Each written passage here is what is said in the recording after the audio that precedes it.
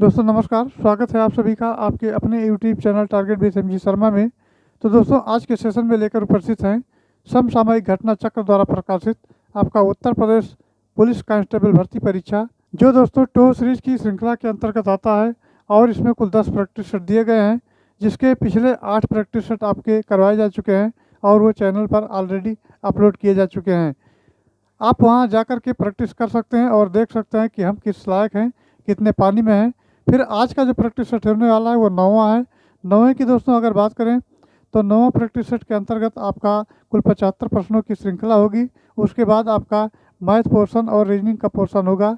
इसके लिए आपको आप टेलीग्राम ग्रुप ज्वाइन करना पड़ेगा। वहाँ आपको पीडीएफ भेज दिया जाता है और जा करके उस पीडीएफ को ज्वाइन करके यानी पीडीएफ को डाउनलोड करके आप प्रैक्टिस कर सकते हैं। तो चलिए आज का पहला प्रश्न शुरू करते हैं। सामान्य हिंदी के अंतर्गत आपका पहला प्रश्न है, यह है अपभ्रंश का बाल्मीक किसे कहा जाता है। अपभ्रंश का बाल्मीक किसे कहा जाता है? तो दोस्तों अपभ्रंश का बाल्मीक कहा जाता है वो स्वयंभू को कहा जाता है। डी इसका उत्तर सही हो जाएगा। अगले क्वेश्चन की अगर बात करते हैं तो अगला क्वेश्चन आपका दिया है, यह है मित्रों दूसरा नंबर कहता है कि ढाई आखर प्रेम का पढ़े सो पंडित होए इस पंक्ति में किस कवि की है। यानी ये पंक्ति जो लिखी गई है ये किस कवि के द्वारा लिखी गई है? तो ये दोस्तों कबीर दास जी के द्वारा लिखी गई है। संत हुआ करते थे कबीर, कबीर के द्वारा ये लिखी गई है। अब फिर अगला क्वेश्चन हमारा है तीसरा नंबर। तीसरे की अगर बात करते हैं तो यह है, हमारे देश में जयचंदों की कमी नहीं है। क्या सेंटेंस है? हमारे देश में जयचंदों की कमी नहीं है। और जयचंदो शब्द है ये संख्या के किस भेद के अंतर्गत आता है? तो मित्रों ये जातिवाचक के अंतर्गत आता है, ये ध्यान रखना है, जातिवाचक संख्या हो जाएगा। चलिए आगे बढ़ते हैं। अब आपका आता है चौथा नंबर क्वेश्चन। ये कहता है कि शुद्ध रूप कौन सा है। इसमें ऑप्शन दिया गया है तादम्य और तादम्य लिख दिया गया है और ये तदाम्य लिया गया है और तदात्मक दिया गया है। तो इसमें कौन सा सही है बताना है। तो इसका सही उत्तर आपका ये ऑप्शन हो जाएगा, तादम्य जो होगा सही उत्तर हो जाएगा। पांचवें क्वेश्चन की अगर बात करते हैं तो पांचवा नंबर कहता है ये आपका निष्काम का संधि विच्छेद है। तो दोस्तों निष्काम का जो संधि विच्छेद है ये आपका निधन काम हो जाएगा। निधन काम बराबर हो जाएगा आपका निष्काम। छठा नंबर की अगर बात करते हैं तो छठा नंबर कहता है अनुगमन। अनुगमन में समास है। तो दोस्तों अनुगमन में जो समास होगा वो अव्ययीभाव समास होगा। बी इसका सही उत्तर हो जाएगा। फिर आता है 7वां नंबर क्वेश्चन। 7वें की अगर बात करी जाए तो ये कहता है कि लिंग की दृष्टि से दही क्या है। तो दोस्तों दही जो है आपका ये पुल्लिंग शब्द है। दही क्या है? पुल्लिंग शब्द है।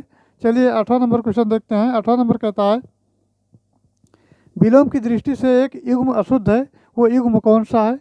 तो युग्म इसमें आपका आगम यानी गमन का आगमन दिया है, निषिद्ध का विहित दिया है, व्यास का समास दिया है और आमिष का सामिष दिया है। जबकि आमिष का होता है निरामिष, ये होता है निरामिष और निरामिष इसका होता तो सही होता।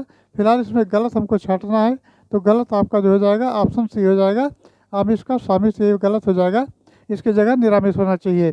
चलिए 9वां नंबर क्वेश्चन देखते हैं। 9वां नंबर कहता है यह है उसने उसे छल से पराजित किया। इस वाक्य में छल शब्द कौन सा कारक है? तो दोस्तों छल शब्द का जो कारक है वो आपका करण कारक है। यानी कर्ता ने कर्म को करण से छल से दिया गया है यहाँ, तो ये आपका करण कारक हो जाएगा। चलिए 10वां नंबर क्वेश्चन देखते हैं। 10वां नंबर कहता है कि निम्नलिखित में से कौन सा अल्प विराम का चिन्ह है। तो विराम की दृष्टि से अगर दोस्तों बात करें तो ये आपका अर्ध विराम हो जाता है। क्या है? अर्ध विराम होता है। और ये आपका पूर्ण विराम होता है, पूर्ण विराम। उसके बाद ये आपका जो होता है ये अल्प विराम होता है, अल्प विराम होता है। और दोस्तों ये आपका कोई विराम नहीं होता है, अर्थात हिंदी में कोई विराम नहीं होता, अंग्रेजी में होता है फुल स्टॉप। तो आपका जो सही उत्तर इसमें हो जाएगा, इसमें बताया गया है कि उनमें कौन सा अल्प विराम है। तो अल्प विराम आपका जो है सी ऑप्शन करेक्ट आंसर हो जाएगा। सी वाला ऑप्शन आपका करेक्ट आंसर हो जाएगा। चलिए आगे बढ़ते हैं। अगला क्वेश्चन है 11। 11 नंबर कहता है मोहन ने पढ़ा है, ये वाक्य संदिग्ध भूतकाल में होता है। तो ये आपका कौन सा हो जाएगा? तो इसका दोस्तों सही उत्तर होगा वो मोहन ने पढ़ा होगा, मोहन ने पढ़ा होगा, इसका उत्तर हो जाएगा। फिर अगला क्वेश्चन देखते हैं 12 नंबर। 12 नंबर की बात करें तो कहता है राम रोटी नहीं खाता है, इस वाक्य का कर्मवाच्य रूप क्या होगा? तो दोस्तों राम रोटी नहीं खाता है, तो इसका जो कर्मवाच्य होगा राम से रोटी नहीं खाई जाती है, राम से रोटी नहीं खाई जाती है। डी वाला ऑप्शन इसका करेक्ट आंसर होगा। अब आगे बढ़ते हैं, 13 नंबर क्वेश्चन की बात कर लेते हैं। तो दिया गया है अरुणिमा में कौन सा प्रत्यय है। तो अरुणिमा में दोस्तों ईमा प्रत्यय है। कौन सा प्रत्यय? ईमा प्रत्यय है। ईमा प्रत्यय इसका करेक्ट आंसर हो जाएगा। फिर अब देखते हैं 14 नंबर क्वेश्चन। 14 नंबर की अगर बात करें तो 14 नंबर में दिया गया है कि परामर्श में किस उपसर्ग का प्रयोग हुआ है। तो दोस्तों परामर्श में उपसर्ग जो आपका प्रयोग हुआ है, पहले आपका उपसर्ग होता है फिर बाद में प्रत्यय, तो ये परा उपसर्ग लग जाएगा इसमें। परा उपसर्ग इसका सही उत्तर हो जाएगा। फिर आता है 5वां नंबर यानी 15वां नंबर क्वेश्चन। ये कहता है कि पंडित का पर्यायवाची नहीं है। इसमें नहीं पूछा गया है, तो पंडित का पर्यायवाची नहीं है दोस्तों, ये आपका दामिनी नहीं है, क्योंकि दामिनी जो होता है ये विद्युत का पर्यायवाची होता है। किसका होता है? विद्युत का होता है। बाकी आपका कोविद बुध प्राज्ञ जो है ये पंडित का होता है। तो नहीं पूछा गया है, तो नहीं के क्रम में अगर देखा जाएगा तो ये आपका दामिनी हो जाएगा। बी ऑप्शन करेक्ट आंसर होगा। चलिए आगे बढ़ते हैं। 16 नंबर कहता है कि अधोलिखित में कौन एक घर का पर्यायवाची है। तो घर का दोस्तों जो पर्यायवाची होगा ये अयन हो जाएगा। क्या हो जाएगा? अयन हो जाएगा, और अयन आपका उत्तर होगा। फिर देखते हैं 17वां नंबर। 17वें नंबर की अगर बात करें तो यह समष्टि का विलोमार्थक शब्द क्या होगा, यानी समष्टि का जो विलोमार्थी शब्द होगा वो क्या होगा। तो समष्टि का दोस्तों होता है बेस्ट। बेस्ट का समष्टि और समष्टि का बेस्ट होता है, यानी बेस्ट ही होता है। तो ये बी वाला ऑप्शन करेक्ट आंसर हो जाएगा। चलिए आगे बढ़ते हैं। अब आता है क्वेश्चन नंबर 18। तो कहता है कि 3 दुखियों को भोजन देने की व्यवस्था वाक्यांश के लिए एक शब्द है। तो दोस्तों वो क्या हो जाता है? वो हो जाता है सदाव्रत। अक्सर लोग कहते हैं कि आप सदाव्रत बांटते हैं, ये सदाव्रत हो जाएगा। तो इसका करेक्ट आंसर जो होगा वो आपका सी होगा, अर्थात दीन दुखियों को भोजन देने की जो व्यवस्था है इसके लिए एक शब्द जो होगा वो सदाव्रत हो जाएगा। दान करना होता है। तो 19 नंबर पर आते हैं। 19 नंबर कहता है कि हाथी की पीठ पर रखे जाने वाले आसन के लिए एक शब्द क्या प्रयोग किया जाता है। तो दोस्तों वो शब्द जो होता है वो हौदा होता है। हाथी के पीठ पर रख करके उसमें बैठा जाता है, तो हौदा जो है रखा जाता है। चलिए आगे बढ़ते हैं। अब आता है 20 नंबर क्वेश्चन। 20 नंबर की बात करें तो कहता है आंखें बिछाना मुहावरा का सही अर्थ है। तो आंखें बिछाना का जो मुहावरा का अर्थ हो जाएगा दोस्तों वो होगा हृदय से आदर करना। क्या होगा? हृदय से आदर करना, अर्थात आंखें बिछाना हो जाएगा।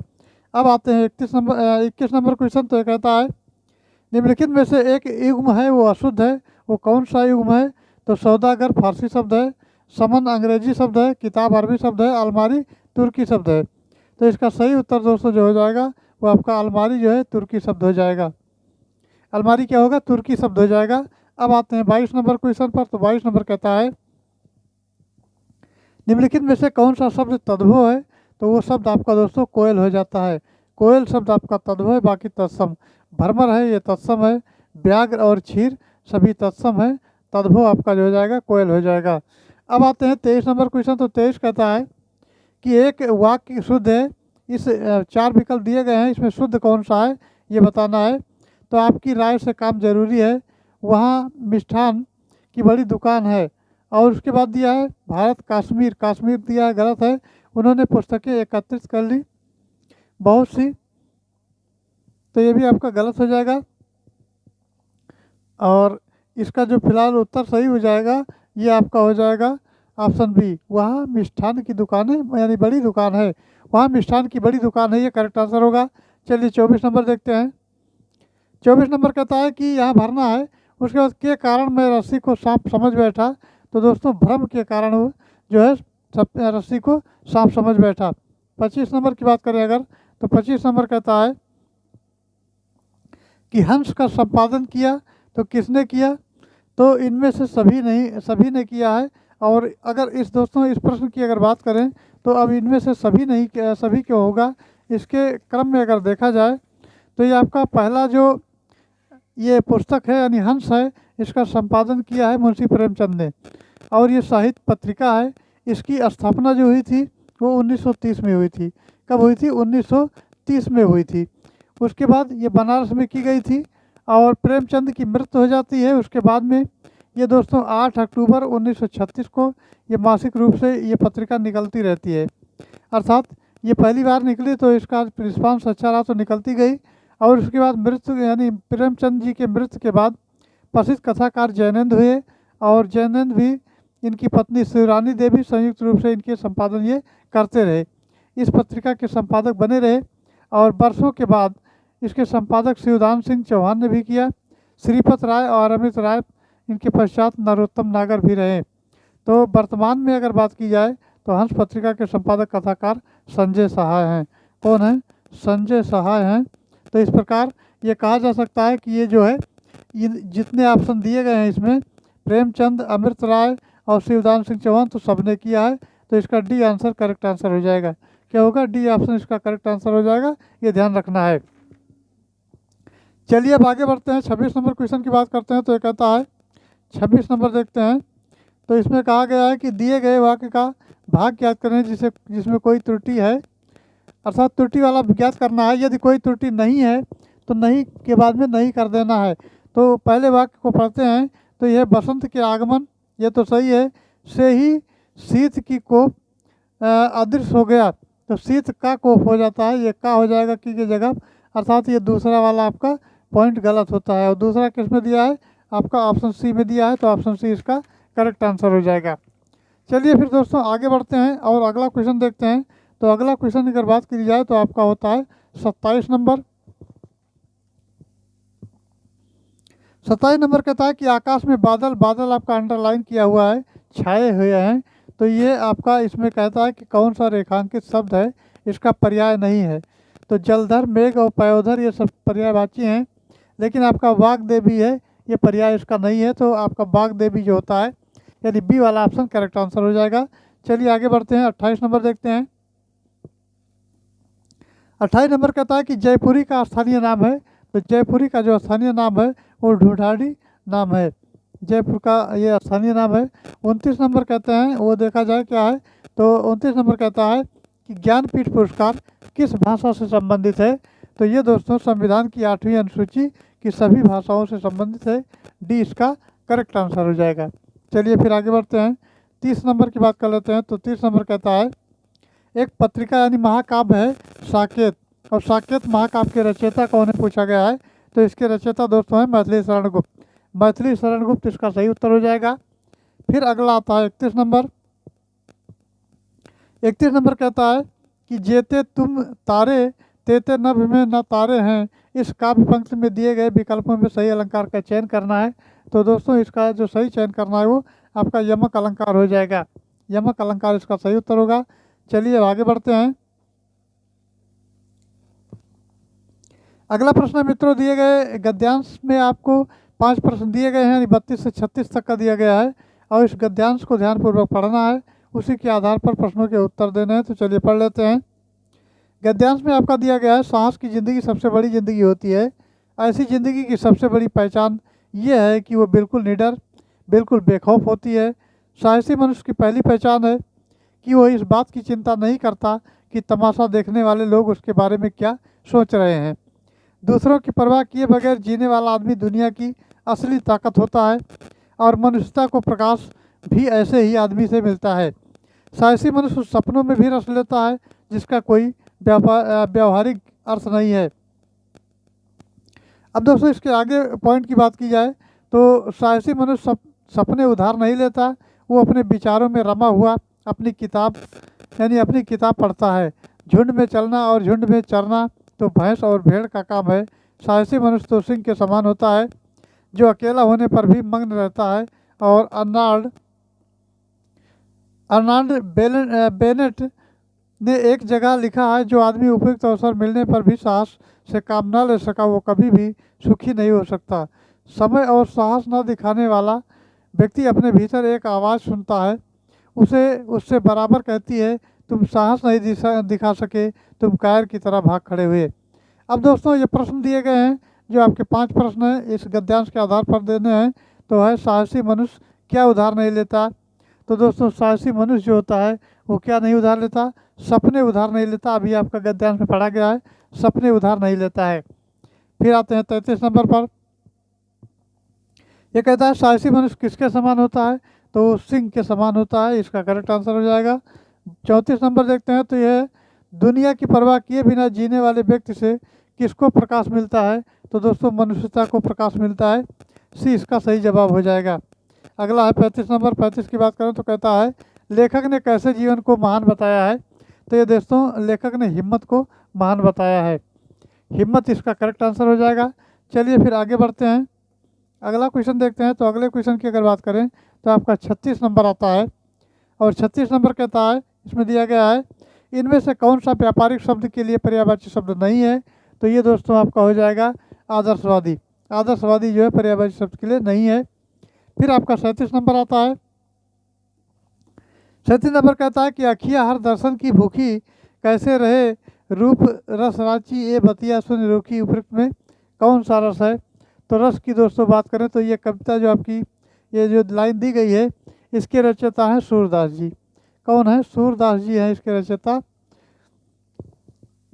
और दोस्तों अगर बात की जाए तो ये आपका कौन सा रस इसमें दिया गया है, तो इसमें वियोग श्रृंगार रस दिया गया है।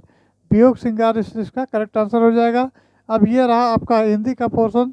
चलिए अब सामान्य ज्ञान के पोर्शन को भी देख लेते हैं। तो चलिए अब दोस्तों अब देखते हैं आपका ये सामान्य ज्ञान से पोर्शन दिए गए हैं। सामान्य ज्ञान का प्रश्न दिया गया है। तो इसमें पहला प्रश्न आता है 38 नंबर। 38 की बात करें तो कहता है नवंबर 2023 में कौन प्रमुख व्यापारिक संगठन federation of Indian chambers of commerce and industry यानी फिक्की है, इसके अध्यक्ष चुने गए हैं। तो दोस्तों इसके अध्यक्ष जो चुने गए हैं उनका नाम है अनीश शाह। क्या नाम है? अनीश शाह उनका नाम है। अर्थात इसका डी वाला जो आंसर होगा ये करेक्ट आंसर होगा। अब आते हैं 39 नंबर क्वेश्चन पर। तो 39 नंबर कहता है कि उत्तर प्रदेश का सबसे बड़ा वन्यजीव विहार कौन सा है। तो सबसे बड़ा की अगर बात करें दोस्तों तो हस्तिनापुर है। अब सबसे बड़ा की बात करते हैं तो सबसे छोटा भी होना चाहिए। तो सबसे छोटा जो है वो आपका पटना वन्यजीव विहार है। पटना वन्यजीव विहार है। और सबसे बड़ा आपका हस्तिनापुर वन्यजीव विहार है। चलिए फिर आगे बढ़ते हैं, 40 नंबर की बात करते हैं। तो 40 नंबर कहता है कि ब्रह्मपुत्र नदी तिब्बत में किस नाम से जानी जाती है। तो ये ब्रह्मपुत्र नदी जो है वो तिब्बत में सांगपो के नाम से जानी जाती है। डी इसका सही जवाब हो जाएगा। चलिए आगे बढ़ते हैं 41 नंबर। 41 नंबर कहता है कि निम्नलिखित में से किस स्थान पर भारतीय सब्जी अनुसंधान संस्थान है।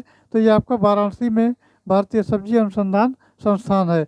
अगला आपका आता है 42 नंबर। 42 की अगर बात करते हैं तो यह राजघाट बांध परियोजना जो अवस्थित है, राजघाट बांध परियोजना कहाँ पर अवस्थित है।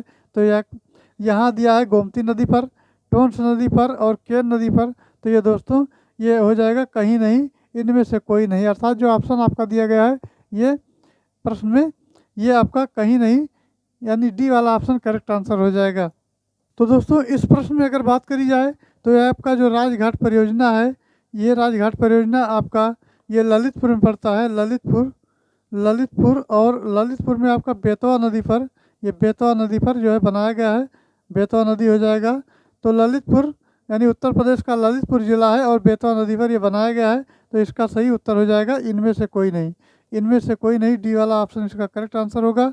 चलिए फिर आगे बढ़ते हैं। अगला क्वेश्चन आपका आता है, ये आपका आता है 43 नंबर। 43 नंबर कहता है कि धर्मराज रथ स्मारक कहाँ स्थित है। तो दोस्तों धर्मराज रथ स्मारक जो है ये आपका महाबलीपुरम में स्थित है। सी इसका सही जवाब हो जाएगा। फिर आगे बढ़ते हैं 44 नंबर देखते हैं। तो 44 नंबर कहता है कि किस प्रकाश के रंग का तरंगदैर्घ्य सबसे अधिक होता है। तो वो तरंगदैर्घ्य दोस्तों नारंगी का होता है। अब सबसे अधिक अगर नारंगी का होता है तो सबसे कम किसका होता है ये भी ध्यान देते हैं। तो ये सबसे कम आपका बैगनी का होता है। बैगनी बैगनी सबसे कम और अधिक नारंगी हो जाएगा। तो ये आपका प्रश्न जो है दिया गया है। फिर अगला क्वेश्चन आता है। अगला क्वेश्चन आपका आता है ये 45 नंबर। 45 की बात करें तो कहता है सितंबर 2023 में पहली बार उत्तर प्रदेश अंतर्राष्ट्रीय व्यापार प्रदर्शनी 2023 कहाँ आयोजित हुई है। तो ये दोस्तों बताना है। तो ये ग्रेटर नोएडा में आयोजित हुई है। सी इसका सही जवाब हो जाएगा। फिर आगे बढ़ते हैं 46 नंबर की चर्चा कर लेते हैं। तो ये कहा गया है निम्नलिखित में से कौन सी तंत्रिका तंत्र की मूल संरचनात्मक और कार्यात्मक इकाई है। तो ये आपका न्यूरॉन हो जाएगा। न्यूरॉन इसका करेक्ट आंसर हो जाएगा। फिर आते हैं 47 नंबर। 47 नंबर कहता है अक्टूबर 2023 में उत्तर प्रदेश के किस शहर में वायुसेना दिवस परेड और वायु प्रदर्शन यानी फ्लाई पास्ट का आयोजन किया गया है। तो यह आपका दोस्तों प्रयागराज हो जाएगा। प्रयागराज इसका करेक्ट आंसर होगा। फिर बढ़ते हैं 48 नंबर की तरफ। 48 नंबर क्वेश्चन कहता है कि भारत सरकार द्वारा राजकीय चिन्ह यानी जो आपका स्टेट एम्बलम है ये कब से अंगीकृत किया गया है यानी अडॉप्ट किया गया है। तो ये दोस्तों 26 जनवरी 1950 को अडॉप्ट किया गया है। अर्थात इसको अंगीकृत किया गया है। फिर अगला क्वेश्चन आता है आपको 49 नंबर कहता है रूमी दरवाज़ा उत्तर प्रदेश के किस शहर में स्थित है? तो ये दोस्तों लखनऊ शहर में स्थित है। लखनऊ इसका करेक्ट आंसर हो जाएगा। चलिए फिर आगे बढ़ते हैं। अगला क्वेश्चन आपका आता है 50 नंबर। 50 की अगर बात करें तो 50 नंबर कहता है कि अक्टूबर 2023 में 16वीं कृषि विज्ञान कांग्रेस 2023 कहाँ आयोजित हुई है? तो ये दोस्तों कहाँ आयोजित हुई है? ये आपका कोच्चि में आयोजित हुई है। कोच्चि इसका सही जवाब होगा। फिर आगे बढ़ते हैं 51 नंबर देखते हैं। 51 नंबर कहता है कि निम्न में से कौन सा विटामिन पानी में घुलनशील नहीं है? पानी में घुलनशील नहीं पूछा गया है तो आपका ये रेटिनॉल हो जाएगा, पानी में घुलनशील नहीं होगा। फिर आगे बढ़ते हैं 52 नंबर देखते हैं। 52 नंबर कहता है कि निम्नलिखित में से कौन सा स्त्रीलिंग हार्मोन है? निम्न में से कौन सा स्त्रीलिंग हार्मोन है? तो आपका एस्ट्रोजन है। एस्ट्रोजन ये स्त्रीलिंग हार्मोन है।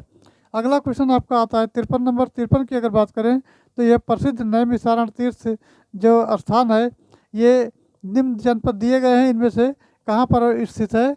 तो ये दोस्तों आपका सीतापुर में स्थित है। सीतापुर इसका करेक्ट आंसर हो जाएगा। फिर आगे बढ़ते हैं 54 नंबर देखते हैं। 54 नंबर कहता है कि कृषि श्रम उत्पादकता सर्वाधिक है। तो कृषि श्रम उत्पादकता जो दोस्तों सर्वाधिक है ये पश्चिमी उत्तर प्रदेश में सर्वाधिक है। पश्चिमी उत्तर प्रदेश आपका सही उत्तर हो जाएगा। फिर अगला आपका आता है 55 नंबर। 55 नंबर कहता है कि सितंबर 2023 में संपन्न एशिया का 2023 किस देश ने जीता है? तो ये दोस्तों जीतने वाला है वो भारत ने जीता है। भारत इसका करेक्ट आंसर होगा। फिर बढ़ते हैं 56 नंबर की तरफ। 56 नंबर क्वेश्चन कहता है किस वंश के सुल्तानों ने सबसे अधिक समय तक देश में शासन किया? तो वो दोस्तों सुल्तान जो हो जाएंगे वो आपका तुगलक वंश के सुल्तानों ने काफ़ी समय तक शासन किया। फिर आगे बढ़ते हैं 57 नंबर। 57 कहता है अशोक चक्र पुरस्कार की पहली महिला प्राप्तकर्ता कौन है? तो इसमें दोस्तों नीरा भनोट इनका नाम है। इन्होंने सबसे पहले ये आपका अशोक चक्र पुरस्कार प्रदान किया था यानी प्राप्त किया था। तो नीरजा भनोट इसका उत्तर हो जाएगा। अगला क्वेश्चन है 58 नंबर। 58 नंबर कहता है कि भारत में प्रतिवर्ष राष्ट्रीय विज्ञान दिवस कब मनाया जाता है? तो दोस्तों प्रतिवर्ष जो राष्ट्रीय विज्ञान दिवस मनाया जाता है वो आपका 18 फरवरी को मनाया जाता है। एक मिनट इसको सही कर दें, 18 फरवरी इसका करेक्ट आंसर हो जाएगा। ये ऑप्शन डी हो जाएगा। चलिए 59 नंबर देखते हैं। 59 नंबर कहता है यह उत्तर प्रदेश राज्य औद्योगिक विकास प्राधिकरण की स्थापना कहाँ की गई थी? तो ये दोस्तों कानपुर में की गई थी। कानपुर इसका सही जवाब होगा। फिर बढ़ते हैं 60 नंबर। 60 नंबर कहता है कि केंद्र सरकार किसकी सिफारिशों के आधार पर भारत की समेकित निधि से राज्यों की सहायता अनुदान देती है? तो ये दोस्तों इसका उत्तर हो जाएगा केंद्रीय वित्त आयोग। केंद्रीय वित्त आयोग जो है ये करेक्ट आंसर होगा। फिर आता है 61 नंबर। 61 नंबर कहता है कि निम्नलिखित में से लोकसभा की प्रथम महिला अध्यक्ष कौन है? तो ये दोस्तों मीरा कुमार हैं। मीरा कुमार इसका करेक्ट आंसर होगा। फिर आता है 62 नंबर। 62 की अगर बात करें तो यह निम्नलिखित जनजाति समूहों में से किसकी संख्या उत्तर प्रदेश में सर्वाधिक है? तो जनजातियों की अगर बात करें दोस्तों तो जो आपकी गोंड जनजाति है इनकी संख्या सबसे अधिक है। फिर अगला आता है 63 नंबर। 63 नंबर कहता है दुधा राष्ट्रीय उद्यान किस जनपद में स्थित है? तो ये दोस्तों लखीमपुर खीरी में स्थित है, ये ध्यान रखना है। फिर आता है 64 नंबर। 64 नंबर कहता है कि न्यूनतम समर्थन मूल्य यानी जो मिनिमम आपका सपोर्ट प्राइस है ये द्वारा अनुशंसित है। तो किसके द्वारा? किसान कल्याण सोसाइटी के द्वारा, भारतीय खाद्य सुरक्षा और मानक प्राधिकरण के द्वारा, कृषि लागत मूल्य आयोग के द्वारा या माप और तौल के आयोग के द्वारा। तो इसमें से आपका सही उत्तर हो जाएगा दोस्तों, ये आपका हो जाएगा कृषि लागत और मूल्य आयोग। कृषि लागत और मूल्य आयोग इसका करेक्ट आंसर हो जाएगा। फिर आगे बढ़ते हैं। अगला क्वेश्चन आपका है 65 नंबर। 65 कहता है कि जब किसी वस्तु का केवल एक क्रेता और एक विक्रेता होता है तब वो स्थिति कहलाती है। तो क्या कहलाती है? ये द्विपक्षीय एकाधिकार कहलाती है। ये द्विपक्षीय एकाधिकार जो कि आपका बी ऑप्शन में दिया गया है, बी इसका करेक्ट आंसर हो जाएगा। फिर आगे बढ़ते हैं 66 नंबर देखते हैं। तो 66 नंबर कहता है कि घातक मलेरिया फैलाने वाले मलेरिया परजीवी होते हैं। तो ये दोस्तों कौन होते हैं? इनका नाम है प्लाज्मोडियम और फैंसीफेरम। प्लाज्मोडियम फैल्सीफेरम इसका नाम है और ये दोस्तों मलेरिया परजीवी होते हैं। चलिए आगे बढ़ते हैं। अगला आपका 67 नंबर है। 67 नंबर कहता है ये आपका है निम्न में से कौन सा राज्य नर्मदा नदी की घाटी का हिस्सा नहीं है? तो ये दोस्तों राजस्थान जो है ये नर्मदा नदी की घाटी का हिस्सा नहीं है, बाकी एमपी, गुजरात, महाराष्ट्र सब हैं। चलिए आगे बढ़ते हैं। अगला क्वेश्चन आपका आता है 68 नंबर। 68 की बात करें तो कहता है हिमालय की सबसे पूर्वी चोटी कौन सी है? तो ये दोस्तों उसका नाम है नामचा बरवा। नामचा बरवा जो है हिमालय की सबसे पूर्वी चोटी है। चलिए आगे बढ़ते हैं। अगला आपका 69 नंबर आता है। 69 नंबर कहता है विश्व पर्यावरण दिवस कब मनाया जाता है। तो मित्रों विश्व पर्यावरण दिवस जो मनाया जाता है आपका, ये मनाया जाता है ऑप्शन ये 5 जून को मनाया जाता है। 5 जून इसका करेक्ट आंसर होगा। फिर आते हैं 70 नंबर। 70 नंबर कहता है कुल क्षेत्रफल के संदर्भ में विश्व के सबसे बड़े देशों में भारत किस स्थान पर है। तो दोस्तों भारत 7वें स्थान पर है। ये आपका फिक्स किया जा चुका है, 7वां स्थान होगा। चलिए 71 नंबर देखते हैं। 71 नंबर कहता है कि बुनियादी शिक्षा का विचार पहले किसने प्रस्तुत किया। तो यह है जवाहरलाल नेहरू, राजा राम मोहन राय, महात्मा गांधी या दयानंद सरस्वती। तो इनमें से किसने शुरू किया। तो आपका महात्मा गांधी उत्तर हो जाएगा। महात्मा गांधी करेक्ट आंसर हो जाएगा। फिर आते हैं 72 नंबर देखते हैं। 72 नंबर कहता है 1857 के विद्रोह में निम्न स्थानों पर हुआ था, उनका सही क्रम इस प्रकार बताना है। तो सबसे पहला तो ये दोस्तों बैरकपुर में हुआ था, तो 1 नंबर डाल देते हैं। उसके बाद दूसरा मेरठ में हुआ था। तीसरे की अगर बात करें तो तीसरा आपका दिल्ली में हुआ था। और चौथा आपका ये चौथा हो जाएगा। तो अगर सीक्वेंस में अगर इसको लगाते हैं तो ये आपका जो सही उत्तर होगा, पहले 4 2 3 और 1 हो जाएगा। 4 2 3 1 आपका यहाँ जो है डी ऑप्शन में दिया गया है, तो डी इसका करेक्ट आंसर होगा। चलिए आगे बढ़ते हैं। अगला आपका 73 नंबर आता है। 73 नंबर कहता है बनारस हिंदू विश्वविद्यालय के संस्थापक निम्नलिखित में से कौन थे। तो उनका क्या नाम था, ये नाम बताना है। तो पहला आता है राजा पुरुषोत्तम दास टंडन, डॉक्टर एस राधाकृष्णन, मदन मोहन मालवीय और स्वामी विवेकानंद। इसमें सही आपका जो उत्तर हो जाएगा ये मदन मोहन मालवीय हो जाएगा। ऑप्शन सी मदन मोहन मालवीय इसका सही उत्तर होगा। फिर चलते हैं 74 नंबर। 74 नंबर कहता है कि नाबार्ड यानी NABARD जो नाबार्ड है इसका विस्तृत रूप क्या है। तो दोस्तों नाबार्ड का जो विस्तृत रूप है आपका ये है national bank for agriculture and rural development. इसका उत्तर होगा बी ऑप्शन करेक्ट आंसर होगा। चलिए अब आगे बढ़ते हैं। 75 नंबर देखते हैं। तो 75 नंबर दिया गया है निम्न में से किस ग्रह के सर्वाधिक उपग्रह हैं। तो दोस्तों सर्वाधिक उपग्रह आपके शनि के हैं। शनि इसका करेक्ट आंसर हो जाएगा। तो दोस्तों ये रहे आज के 75 क्वेश्चन। आई होप जानकारी अच्छी लगी होगी। जानकारी अच्छी लगी हो तो चैनल को लाइक करें, सब्सक्राइब करें और शेयर करें। Thanks for watching. जय हिंद।